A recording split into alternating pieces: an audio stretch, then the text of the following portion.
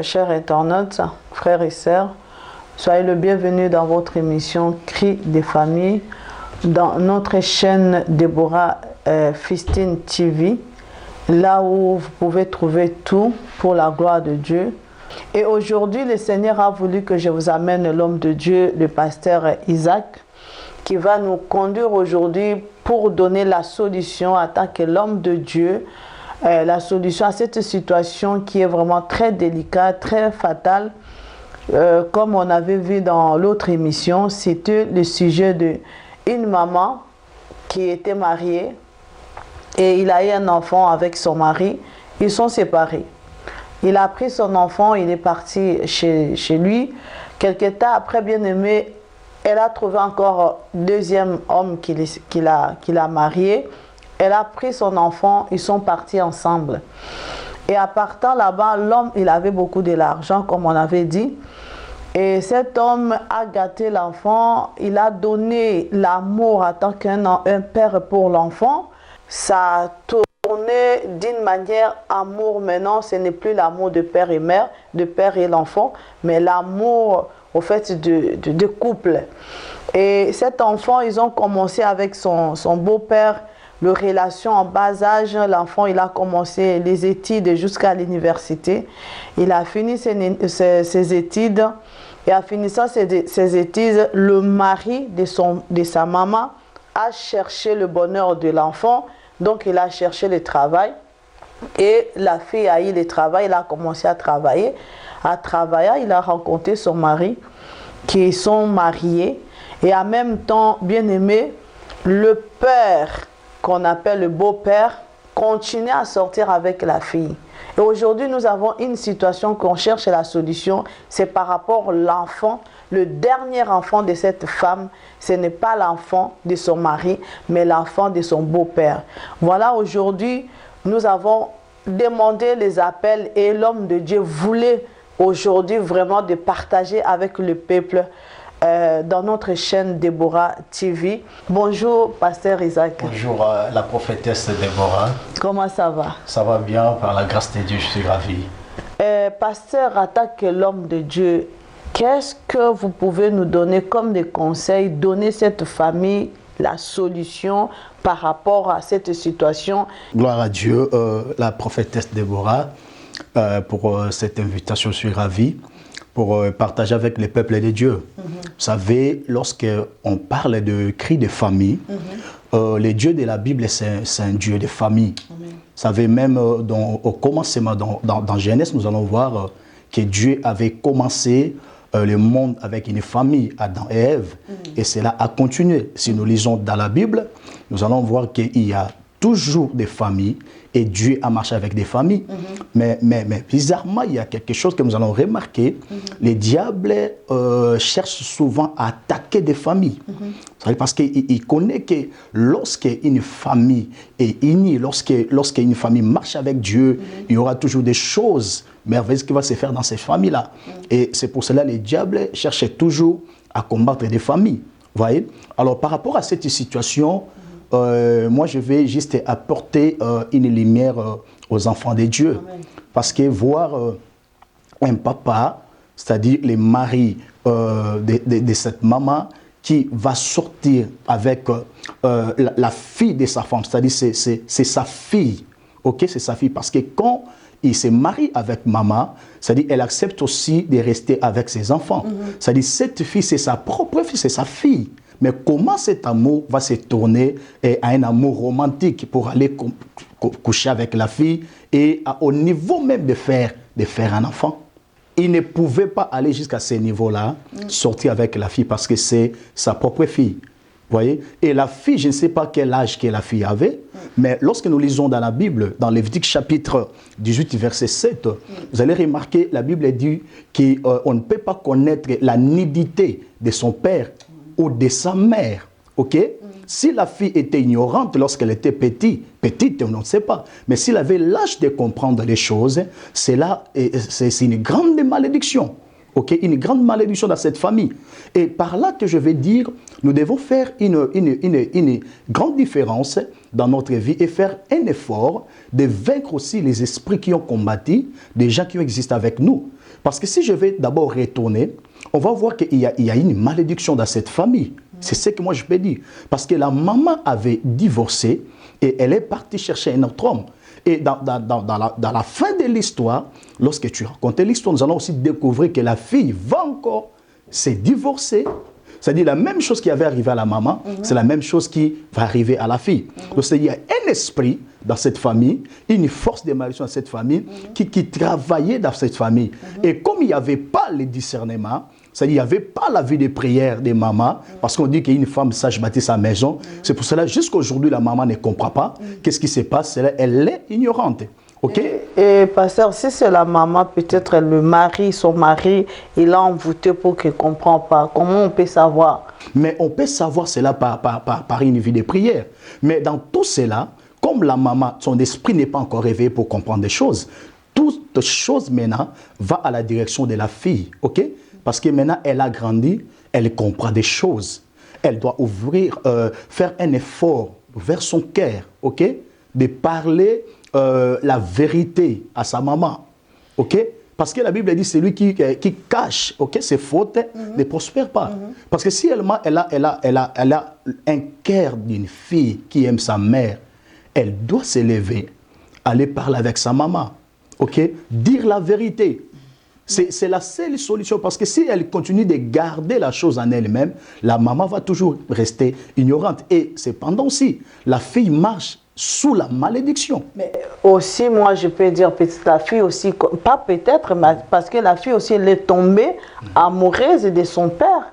Parce que jusqu'à ce qu'ils arrivent à avoir un enfant, il n'est plus un enfant, il est conscient de ce qu'il est en train de faire. Parce que la même chose a créé aussi le divorce pour elle et son mari. Okay? Elle va rester avec la chose, elle va garder la chose dans son cœur, mais il ne faut pas oublier qu'elle marche avec une malédiction. Et la même malédiction va continuer de génération en génération, même dans la vie de ses enfants. Ok? Vous allez remarquer une chose dans la Bible, lorsque Rubin est parti avec la femme de son père, ok? Et il n'a pas reçu les droits d'aînesse. Ok? Il était sous la malédiction.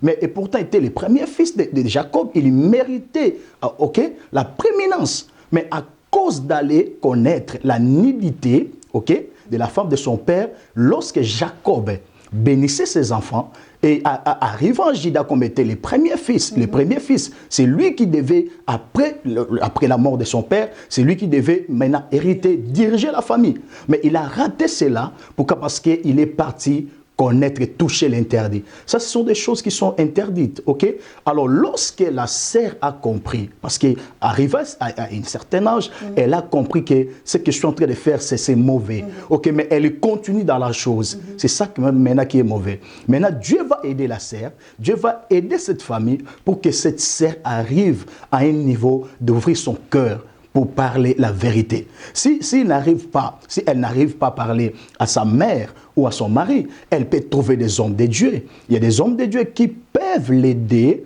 dans ces démarches-là pour que la famille sorte dans cette situation, pour que la paix revienne dans cette famille. Elle est en train de faire un démarche de récupérer les enfants sans que son mari sache qui est le père de cet enfant, sans que sa famille sache. C'est pour cela qu'il veut récupérer les enfants, fuir avec les enfants en Europe. Elle peut fuir en Europe, mais elle ne fuit pas Dieu. Ok, Dieu est partout. Voyez, elle fuit en Europe, mais elle fuit avec une malédiction. Moi, j'insiste là-dessus. Voyez, c'est une malédiction.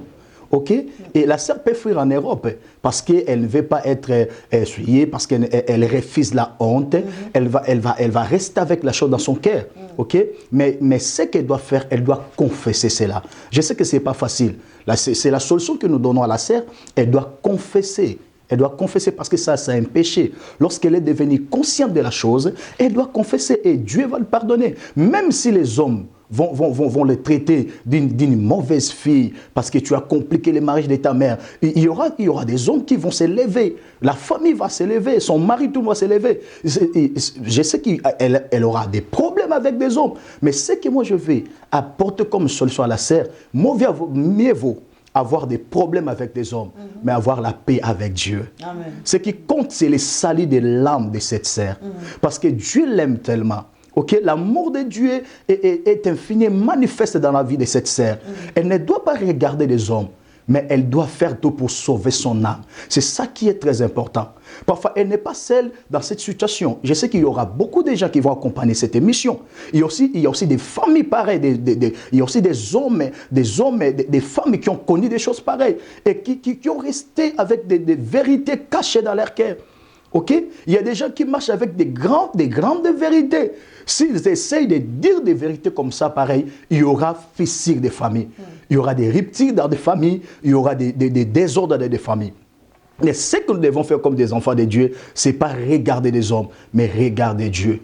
Parce que notre Dieu est amour, il est capable de nous pardonner. Si la sœur confesse, même si elle sera mal vue vis-à-vis de sa famille, de son mari, de la famille de sa maman, mais Dieu va pardonner la sœur. Et c'est ça qui sera très important pour la sœur et c'est la solution que moi je peux proposer à la sœur parce que ce n'est pas facile. Donc il est en train de se confier par rapport à son argent.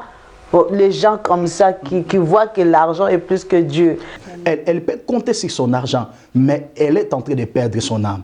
Or la Bible dit, où passera-t-il ton éternité? C'est ça qui est important. Okay? Son âme, on ne peut jamais comparer le prix de son âme par rapport à l'argent qu'elle a. Parce que demain ou après-demain, l'argent peut finir. Okay? Mais ce qui est important, c'est le salut de son âme. Mais non, c'est une femme qui se trouve au milieu de... Au fait, c'est comme il a vu l'unité de son père à travers sa mère. Okay. Il a mis l'unité de sa mère à travers son beau-père. Et c'est une maladie. Et donc, il a mélangé son mari et son beau-père et sa mère. Il y a transfert, il y a transmission des esprits. Voilà. Là aussi, c'est un sujet que nous allons parler parce que quand la Bible dit lorsqu'un homme part avec une femme, prostituée, les deux sont devenus un seul corps. Okay? Et l'homme quittera son père et sa mère, s'attachera à sa femme, les deux deviendront une seule chair. Il y a des réalités spirituelles qui se passent là-dedans. Et la sœur, là où elle est en train de nous suivre, elle a vraiment besoin de la délivrance. Elle a besoin de la délivrance parce que ça, c'est une malédiction. Tomber dans des cas pareils, parce que parfois elle n'a pas voulu cela, ok, mais elle a subi des choses comme ça, c'est une malédiction. Et tout cela va à partir de quoi? Des divorces, ok? Parce que lorsque la maman avait divorcé, c'est là où le diable s'est profité pour entrer, ok? Le divorce de la maman fit une porte d'entrée, ok? Pour permettre à l'ennemi d'entrer maintenant dans la famille, pour commencer à détruire la famille de cette maman. Et c'est pour cela aussi nous allons parler, lancer l'appel, dire aux gens qui vont nous accompagner, nous devons faire très attention avec cet esprit de divorce. Parce que lorsque nous nous divorçons, nous ne tenons pas compte de beaucoup de choses. Or, nous permettons à l'ennemi d'entrer dans nos familles et de détruire nos familles. Ok? Parce que la fille maintenant est tombée victime d'une chose pareille parce que c'est la maman qui avait ouvert la porte et permettre à l'ennemi d'entrer maintenant pour que la sœur tombe dans une situation pareille. Et cette sœur a vraiment besoin de la délivrance. Et moi, je vais dire que Jésus t'aime, ma sœur. N'hésite pas. Je sais que tu vas accompagner cette émission. Cherche des hommes de Dieu. Appelez la prophétesse Déborah. Nous allons vous aider pour que le Seigneur t'aide et de sortir dans cette situation. Moi, ce que je voulais savoir, parce que c'est pas normal, un beau-père qui commence à sortir avec sa fille, je peux dire, parce qu'il a pris la fille à certain âge, petit enfant. Maintenant, il est sorti. Est-ce que cet homme, vraiment, il n'est pas sorcier, il n'est pas dans les pratiques magiques, laquelle peut-être on l'a demandé de sacrifier cet enfant? Parce que moi, je dis par rapport à moi, l'enfant, il est victime. Vous savez, la prophétesse, nous sommes à la fin de toutes les choses. Ce sont des choses que la Bible avait annoncées. Okay? Parce qu'un papa pareil ne doit pas être normal. et surtout que c'est une famille qui ne connaît pas Jésus. Ok? Parce que faire des pratiques pareilles, c'est-à-dire il y a un esprit, il y a une force derrière ces papas qui les pousse d'aller toujours, de continuer avec cette fille. Ok? Moi, je vais dire donc, ces papas est conduit par un esprit mauvais. C'est-à-dire conduit par un esprit mauvais pour non seulement détruire la vie de la fille, mais détruire aussi la vie de la maman, détruire la vie de la famille complètement. Vous savez, à ces derniers temps, il y a beaucoup d'hommes, qui pratiquent la magie, qui pratiquent la franc-maçonnerie, qui pratiquent beaucoup de choses mauvaises et qui sont derrière. Ok, derrière des filles comme ça, non seulement des filles hors de leur maison, mais dans des propres familles. Ok, parce que ce sont des pouvoirs qui demandent comme ça. Ce sont leurs pratiques qui demandent comme ça pour travailler avec l'étoile. Quand ils parlent avec leurs propres filles, ils travaillent avec leur étoile. Donc ça, c'est une malédiction et vraiment pour moi, c'est de la sorcellerie. Vraiment, et c'est un esprit qui conduit ses papas pour continuer à détruire cette famille. Et cette sœur, et elle peut aider sa famille seulement à dénoncer des choses comme ça, c'est-à-dire à parler la vérité et à confesser ça. C'est alors que sa famille sera sauvée. Donc jusqu'à présent, au fait, c'est un secret qui est entre l'enfant, donc la fille et son beau-père. C'est-à-dire son mari ne connaît pas, sa mère ne connaît pas, ni son père biologique. C'est-à-dire c'est un secret, qu'on peut dire un secret entre elle et son beau-père. Quel est le démon? Qu'est-ce qu'il doit faire à ce moment? Ok, ce que la sœur doit faire, comme elle t'avait appelé, la sœur a confiance en vous, la prophétesse, c'est vraiment ce qu'elle doit faire. Ok, elle doit t'appeler et parler encore avec toi pour que tu l'accompagnes dans cette démarche, parce que c'est pas facile. Vous voyez, c'est pas facile d'aller, elle, commencer à parler avec son mari, commencer à parler avec sa maman. Je crois qu'elle n'aura pas cette force-là d'aller parler avec des gens comme ça. Et pour moi, elle doit encore retourner vers toi. Et comme tu es la servante de Dieu, tu es la mieux placée à aider cette sœur de sortir de cette situation. C'est-à-dire tu vas orienter la sœur, comment elle va faire et comment elle va commencer à contacter des gens pour essayer de dire la vérité, confesser pour être libéré et sortir de cette situation. Et moi, je crois que le Seigneur bénira cette sœur et cette sœur aussi va garder sa génération, c'est-à-dire ses enfants aussi sortiront dans la malédiction. Et c'est ça qui est très important. C'est que je peux apporter comme solution à la sœur qui va nous accompagner pendant cette mission.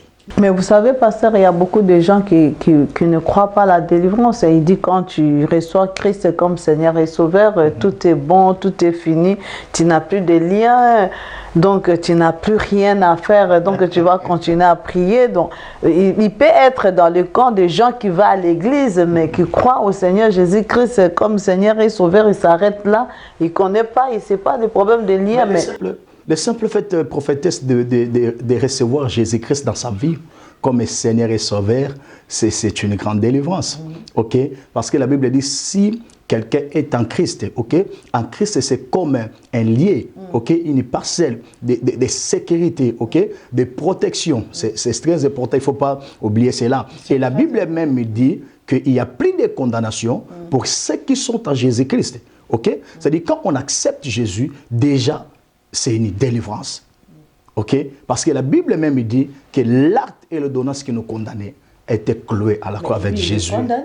Ok? C'est pour cela que j'ai dit que la famille doit recevoir Jésus. La famille doit donner leur cœur à Jésus-Christ. Accepter Jésus comme étant Seigneur et Sauveur. Nous sommes presque à la fin. Donc, Pasteur Isaac, votre dernier mot, votre dernière parole, votre conseil pour des familles qui sont en train de vivre cette situation? Je sais qu'il y a tant de familles qui souffrent par rapport à des situations pareilles, de gens qui ont gardé des secrets. Il y a des gens qui ont des secrets dans leur cœur. Et raison pour laquelle la Bible dit même que le cœur de l'homme est tortué par-dessus tout. Qui peut les connaître si ce n'est que Dieu? Si on essaie d'ouvrir les cœurs des gens, nous allons remarquer qu'il y a des choses. Il y a des familles comme ça qui ont des secrets et ça reste des secrets. Il y a des gens même qui sont morts avec des secrets, qui sont partis avec des choses comme ça. Ok?